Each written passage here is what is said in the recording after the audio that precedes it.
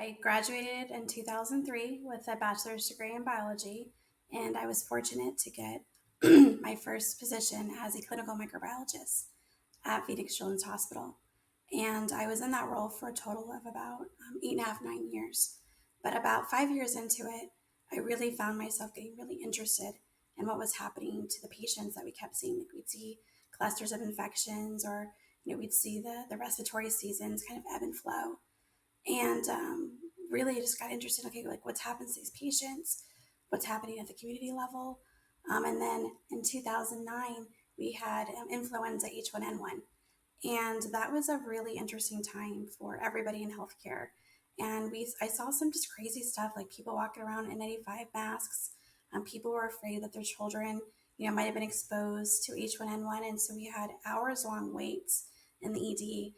Patients who were asymptomatic just being tested and running all of these viral cultures and all these smears to see what these patients had, and then really seeing which patients had actual signs and symptoms, who had infectious or really active H1N1 and all the other like stray respiratory viruses that they had.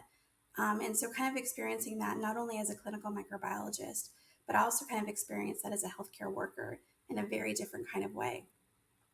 So fortunate for me in that spring, so spring of 2010, they hired a new IP at my hospital, and he was not a nurse.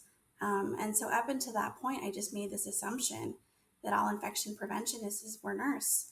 But this particular gentleman had a bachelor's of science degree in biology, just like me. And so I really got the chance to kind of talk to him and learn about how he took his career, his degree in biology, non-nurse, what got him into infection prevention, and really started asking him questions from my biology perspective. And then hearing him not only respond to me back from that microbiology perspective, but being able to give me that IP lens as well. And so I got really interested again in like the epidemiology of these infections that I had been working on. And at the time I already had my master's degree, and I was looking at doing a doctorate degree. So I decided to do a doctorate degree in public health epidemiology.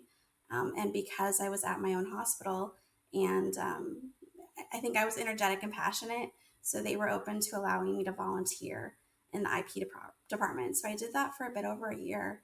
And so I got to do things like hand hygiene. I created a hand hygiene program and brought some observations to their awareness, changed some policies, learned how to do some surveillance. And so really got some hands-on practice and opportunity to talk through some of these cases with an amazing group of IPs. So that's really kind of what sparked it and set it afire.